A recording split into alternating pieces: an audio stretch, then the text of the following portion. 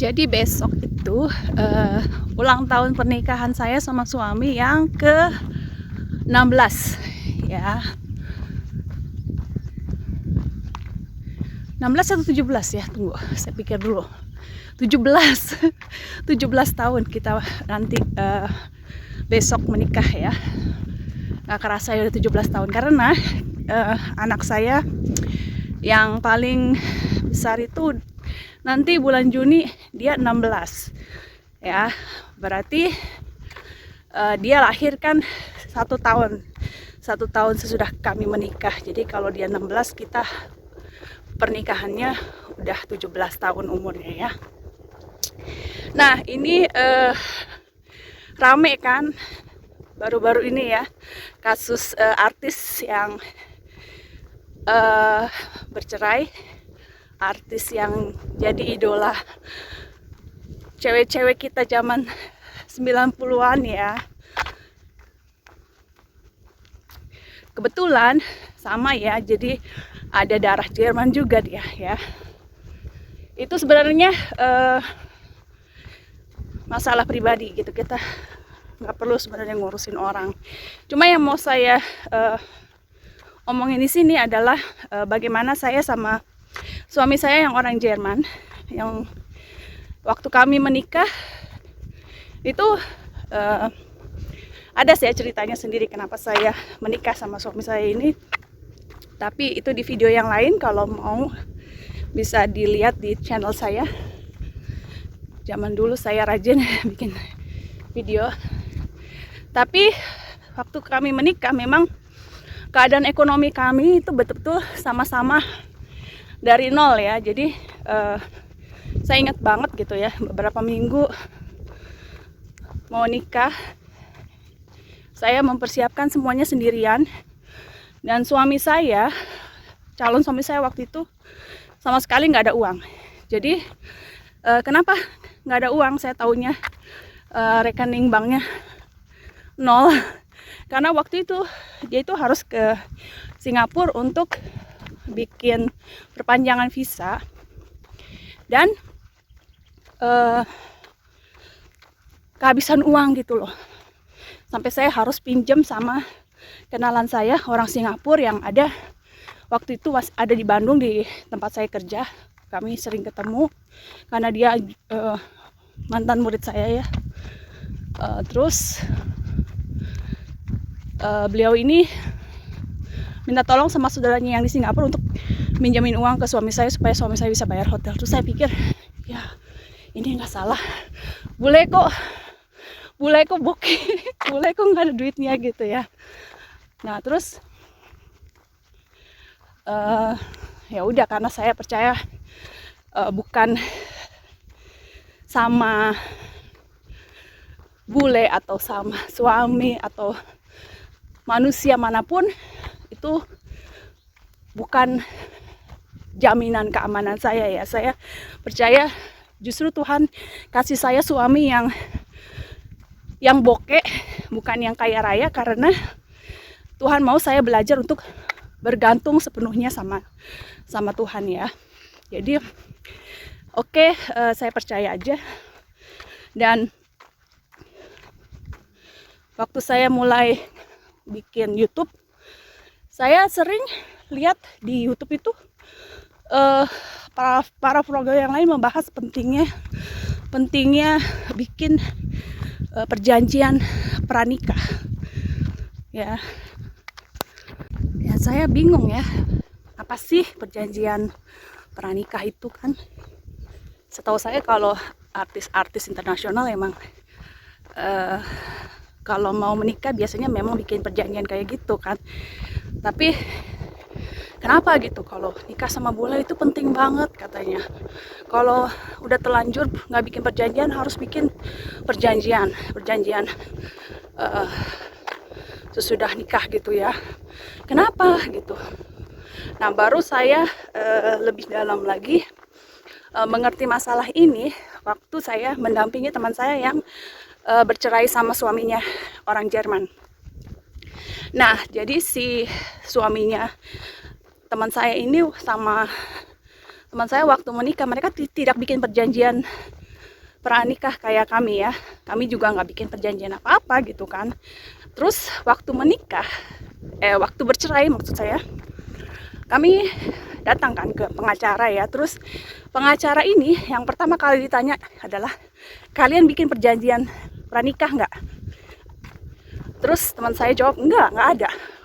Oh, bagus. Hah? Kenapa gitu? Justru kata pengacara itu, ya bagus, kenapa? Karena ya menguntungkan si perempuan, menguntungkan pihak teman saya ini gitu. Karena kalau ada perjanjian, maka nanti pas pembagian hartanya ya tergantung perjanjian itu gitu kan. Nah sementara teman saya ini suaminya itu kaya raya, ya miliuner. Jadi menurut peraturan yang berlaku, kalau tidak ada perjanjian pernikahan, ketika bercerai, harta yang mereka peroleh selama mereka menikah itu wajib dibagi dua. Itu hukumnya. Walaupun pada kenyataannya nggak semudah itu ya, nggak semudah itu untuk membagi harta yang begitu banyak jadi dua. Oh ternyata begitu, saya baru ngeh gitu bahwa kalau kita nggak bikin perjanjian, jadi waktu bercerai itu justru malah menguntungkan pihak yang nggak punya harta, nggak punya, maksudnya begini ya kan, kalau artis-artis biasanya itu kan mereka sebelum menikah itu mereka punya harta yang nggak sedikit gitu kan. Nah kalau mereka nggak bikin perjanjian, takutnya mereka ya harus berbagi harta gitu. Kan kita tahu sendiri misalnya si artis ini kan penghasilannya beda-beda. Kalau memang sama-sama ya nggak masalah ya. Tapi seperti dalam kasusnya teman saya, kan teman saya waktu dia menikah sama seperti saya. Sejak menikah itu kita full jadi ibu rumah tangga. Artinya kita nggak menghasilkan uang kan. Kita nggak kerja, jadi kita nggak punya penghasilan. Nah si suami kan yang kerja. Nah kalau tidak ada perjanjian pranikah, berarti hasil kerjanya si suami ya selama menikah sama kita itu, kalau bercerai itu harus dibagi dua sama kita. Nah nggak semua orang kan rela gitu loh, maksudnya dia yang kerja banting tulang, sementara hasilnya kan gede gitu ya si suami ini. Terus nanti pas cerai dibagi dua gitu. Nggak semua orang selegowo itu kan ya. Waktu saya sama suami saya kemarin ke notaris ya, kami tanda tangan, kami beli rumah. Nah terus juga ditanya tuh sama si notaris ini, kalian bikin perjanjian pranikah enggak gitu? Enggak gitu. Dan kita nggak mau bikin gitu karena suami saya tuh nggak keberatan gitu dia berbagi harta sama saya. Dan juga kami memang udah berjanji di hadapan Tuhan, kami apapun yang terjadi nggak akan bercerai gitu. Maksudnya itu bukannya apa ya, maksudnya perceraian itu kan pasti nggak ada orang yang mau, tidak ada pasangan yang menginginkan gitu kan. Tapi memang bisa saja terjadi gitu. Bukan berarti saya sama suami saya nggak akan bercerai, tapi kita maunya ya nggak bercerai gitu kan. Tapi sebisa mungkin apapun yang terjadi gitu, kita kan udah berjanji di hadapan Tuhan gitu. Kecuali kalau kasusnya perselingkuhan itu beda lagi ya. Nah ya maksudnya suami saya nanti kalau bercerai sama saya ya, walaupun saya selama menikah nggak menghasilkan uang, tetap nanti saya berhak atas sebagian hartanya gitu. Nah jadi itu yang bikin orang biasanya bikin perjanjian pernikahan itu kayak begitu ya, karena nanti takutnya dia harus berbagi harta gitu.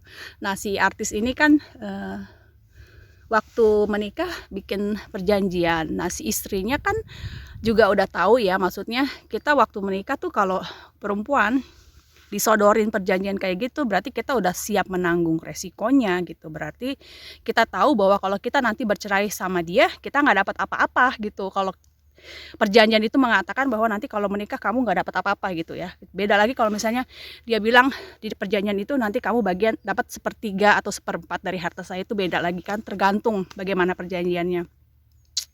Nah masalahnya Ya kalau sampai kita disodorin perjanjian, nanti kalau bercerai kita nggak dapat apa-apa, berarti harusnya kita mikir ya, maksudnya ya itu resiko gitu loh. Kita udah mencurahkan hidup kita, seperti saya berkeluarga gitu ya, udah 17 tahun. Dan saya nggak punya, istilahnya kalau saya dalam usia sekarang ini saya bercerai masih mending kalau saya punya skill gitu, kemampuan, atau masih tinggal di Jerman bisa kerja lagi. Walaupun saya udah umur 60-an saya masih bisa kerja, tapi kan nggak sekuat waktu masih muda gitu. Tapi kalau saya harus mulai lagi dari nol, itu kan nggak semudah itu ya. Perempuan yang udah berumah tangga, udah usia paruh baya begini gitu, harus mulai lagi dari nol. Tapi kan balik lagi ke masing-masing pribadi. Kalau udah setuju sama perjanjian itu ya nggak bisa bilang apa-apa dong, ya kan? Sudah setuju gitu. Harusnya kita mikir sebelum memutuskan berumah tangga sama orang gini. Harusnya kita mikir dulu, orang ini cocok nggak jadi suami, gitu kan? Nah, saya bersyukur aja, maksudnya sampai 17 tahun pernikahan ini bukan karena kami gitu ya, karena memang namanya orang menikah pasti ada masalah, pasti banyak tantangannya. Saya bener-bener bergumul gitu waktu baru-baru menikah. Saya bisa dibilang nggak bahagia gitu karena perbedaan yang begitu banyak dan hal-hal lainnya gitu. Langsung punya anak dan stres, jadi suami saya juga sibuk gitu ya. Tapi puji Tuhan sampai sekarang itu bisa bertahan karena kemurahan Tuhan gitu, karena kami menikah dasarnya itu iman gitu ya. Jadi kami bukan manusia yang sempurna, tapi kami punya Tuhan yang sempurna yang bisa membuat hal-hal yang buruk jadi baik gitu ya. Tadinya banyak hal-hal yang bikin kami merasa nggak cocok satu sama lain, tapi seiring bertambahnya usia pernikahan justru kami malah makin cocok gitu. Ya, itu aja yang mau saya bagikan.